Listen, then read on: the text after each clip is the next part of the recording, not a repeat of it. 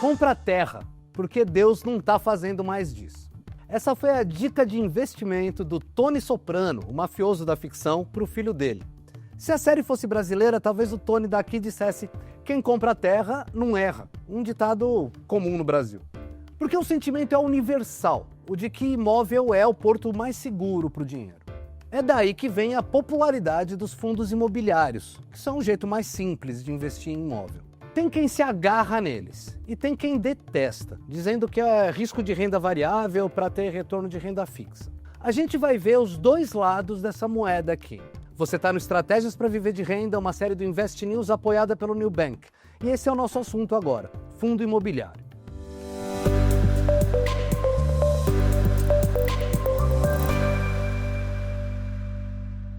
Empresa vende ação, fundo imobiliário vende cota. E cada cota representa a fração de um imóvel, normalmente de uma carteira de imóveis. E aí você recebe um pedaço dos aluguéis que essa carteira vai gerando, todo mês. Bacana, mas não é igual investir numa empresa. Uma empresa pode dobrar, triplicar o lucro de um trimestre para o outro. Fundo imobiliário não é por aí. Meio que nasceu para ser feijão com arroz, para gerar uma renda mais ou menos constante, sem surpresa. Mas às vezes tem surpresa, surpresa positiva. Para quem entrou nessa em 2016 e saiu no começo de 2020, a renda média ficou em 300% do CDI, muito além da renda fixa. Nesse intervalo de 4 anos aí, o IFIX, que é tipo o Ibovespa dos fundos imobiliários, subiu 127%. Isso dá 23% ao ano, 307% do CDI na época, um abuso. Em termos aí de IPCA+, quer dizer, o tanto que isso deu acima da inflação, foi IPCA mais 18%. Pensa bem, IPCA mais 7 já é muito, IPCA mais 18, então, sai de baixo. Isso aí nem é rendimento, é mega sena da virada. Por essas que entre 2016 e 2020, a quantidade de gente com fundo imobiliário na carteira saltou de 80 mil pessoas, basicamente nada, para 1 milhão. Lógico, mas sabe aquilo de rendimento passado não é garantia de rendimento futuro? Então, quem entrou em fundo imobiliário no pico dessa onda sentiu isso bem. Vamos pegar o intervalo seguinte de 4 anos, agora entre o começo de 2020 e o começo de 2024. Sabe qual que foi a renda aí? 3,5%. Não por ano, foi o acumulado em 4 anos. Isso é nível guardar dinheiro debaixo do colchão, não rendeu nada. Em termos de IPCA+, foi rendimento negativo, deu IPCA-, já que a inflação acumulada aí foi bem maior. Só por curiosidade, a renda anual nesse intervalo aí foi de IPCA menos 5. Tá aí o risco de renda variável. Até tem um certo exagero nessa definição, a gente vai falar disso já já. Mas o fato é que na média dos períodos de vaca gorda e de vaca magra, o retorno fica num patamar mais parecido com o da renda fixa mesmo. Vamos ampliar o nosso horizonte aqui para a última década inteira, de 2016 até 2026. Nesse intervalo maior, o retorno do IFIX ficou em 103% do CDI, IPCA mais 4, se você preferir. Beleza, um retorno honesto, mas nada comparável com o Ibovespa. No mesmo intervalo, as ações renderam 148% do CDI, IPCA mais 14. Mas é isso, as ações tendem a render mais no longo prazo pela natureza delas. A empresa reinveste lucro. Mesmo as que distribuem bastante dividendo, tendem a reinvestir uma parte razoável. E dando tudo certo, a empresa cresce e a ação valoriza. Fundo imobiliário não. Por lei, eles têm que distribuir pelo menos 95% do que entra. Sobra pouco para reinvestir na compra de mais imóvel, por exemplo. Por isso eles pagam mais dividendo que empresa. Hoje, 11% na média, contra 5% das empresas do Ibovespa. Mas não rola esperar crescimento, tipo aqueles que a gente viu no episódio sobre dividendos da Bolsa.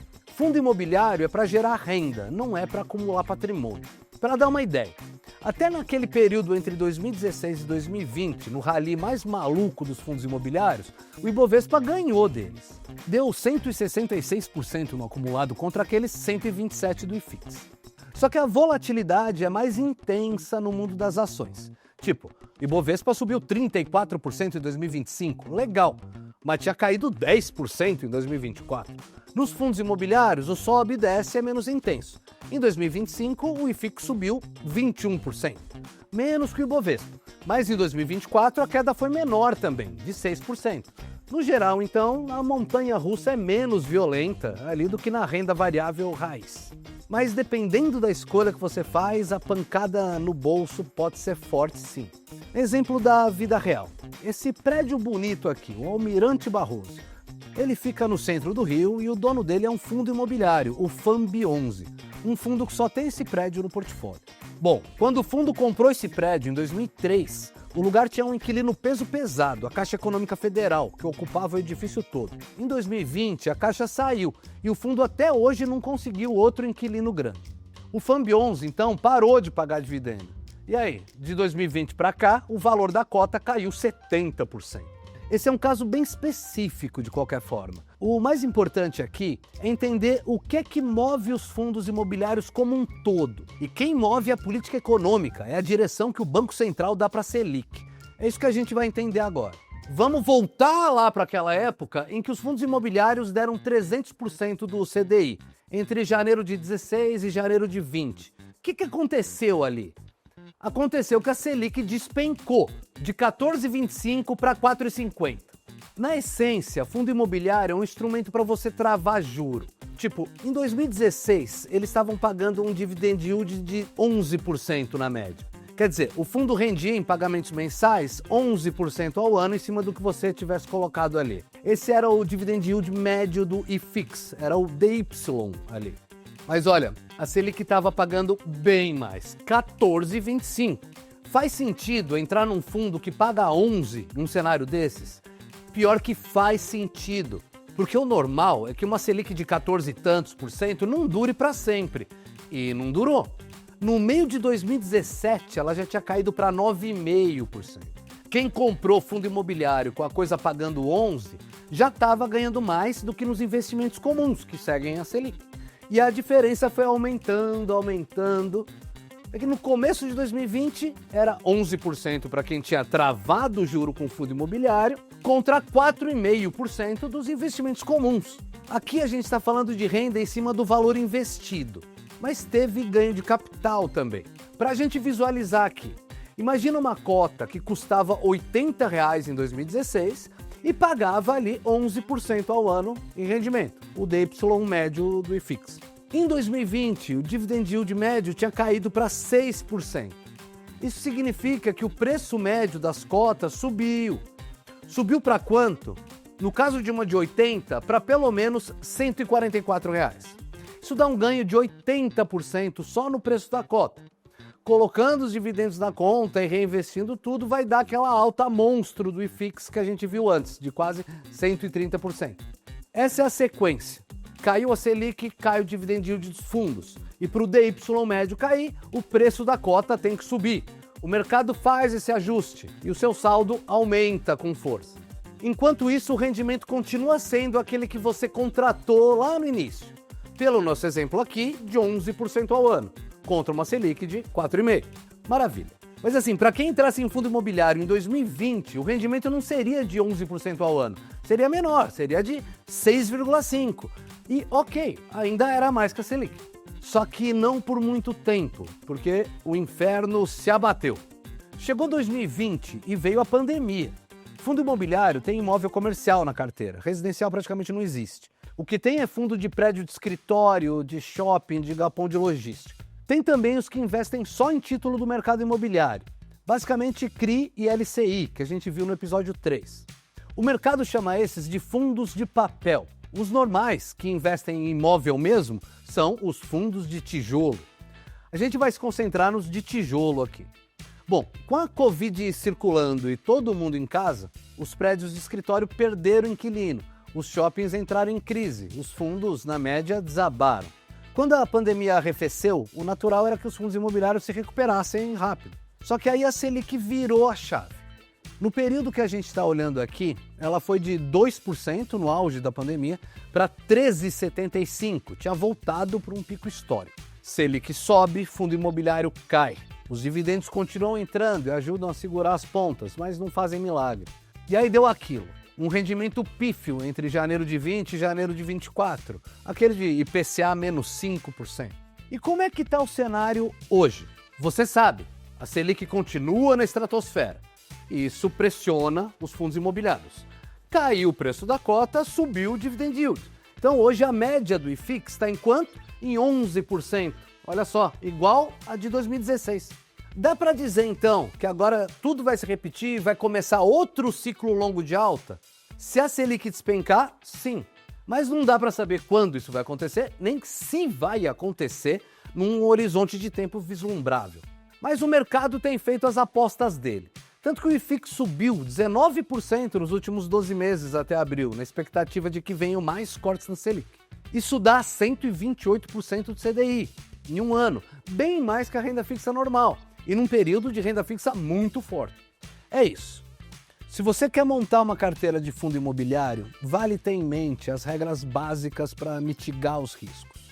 A primeira é procurar os fundos com valor patrimonial maior, quer dizer, com pelo menos R$ 1 bilhão em imóveis. Esses têm mais analista de mercado acompanhando, mais investidor acompanhando o resultado. Não é garantia de nada, mas dá uma segurança um pouco maior. Na descrição desse episódio tem uma lista com esses maiores, de tijolo e de papel também, com o dividend yield de cada um deles em abril. O segundo passo é checar a variedade de inquilinos. Quanto maior ela for, menor o risco de que a saída de um deles complique o fluxo de dividendos. Você checa essa variedade nos relatórios gerenciais dos fundos. São documentos bem completos que eles publicam todo mês nos sites oficiais deles. E tem o ponto mais importante: tomar cuidado com dividend yield alto demais, muito acima da média. Essa média está agora naqueles 11%, mais precisamente em 13,5% para os de papel e em 10% para os de tijolo. Bom, para entender a armadilha do DY fora da curva, vale voltar rapidinho para o caso do FAMB 11, o do edifício Almirante Barroso. A Caixa Econômica saiu de lá em 2020, mas já tinha avisado em 2018 que não iria renovar o contrato. Nisso, o que aconteceu com o dividend yield lá do fundo? Subiu. Em junho de 2018, estava equivalente a 13% ao ano.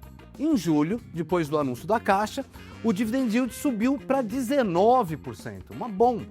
É que os aluguéis ainda estavam entrando, os pagamentos mensais do fundo continuaram na mesma toada de antes, numa média de R$ 34,50 por mês por cota, que dá 400 paus no ano. Só que o preço da cota desabou. Caiu 30% de um mês para o outro, de R$ 3.000 para R$ 2.000. Lógico, depois da notícia de que o único inquilino do único imóvel do fundo iria embora dali a 2 anos, vários cotistas pularam fora, com receio de que o fundo nunca mais conseguiria encher o prédio. E foi justamente o que aconteceu. A vacância do Almirante Barroso está em 90% hoje e o fundo não paga mais dividendos regulares. É isso, não existe almoço grátis, nem fundo imobiliário, nem em lugar nenhum. Dividend yield alto demais é sinal de risco maior. Mas tem outro lado. Mesmo com o prédio praticamente vazio, o valor da cota lá do FAMB 11 não caiu para zero. Está em R$ 1.000 hoje. O lastro ali é o valor de mercado do próprio prédio, que está avaliado em 120 milhões de reais. Se conseguirem vender, a estimativa é que cada uma das 120 mil cotas do fundo receba R$ 1.000. Daí o valor que elas têm hoje. Como empresa convencional, isso não existe. O valor da ação cai para zero ou para bem perto disso quando o negócio ali vai para o espaço. Porque é normal a dívida numa empresa ser maior que o patrimônio e se a empresa para de dar dinheiro, degringola tudo. O que sobra quando tudo der errado é um buraco negro de dívida pura. Com um fundo imobiliário é diferente. Eles basicamente não podem contrair dívida, não com a mesma liberdade de uma empresa normal. Então o patrimônio ali vira um lastro mais sólido. Daí, o potencial de alta dos fundos imobiliários é mais limitado que o das empresas. Mas o risco de perda grande é menor também. Só que na comparação com a renda fixa, principalmente com títulos do Tesouro, o risco dos títulos imobiliários é maior, ponto. Mas eles têm uma vantagem tributária, até que a gente não mencionou aqui. Esse assunto a gente deixa para o próximo episódio, que vai ser sobre imposto. Sobre os tributos que você paga em fundo imobiliário, dividendo de empresa, ETF, título privado, tesouro direto. Lá a gente compara tudo. Mais uma. No final aqui da série vai ter um webinar para consolidar tudo que a gente viu aqui. Até mais.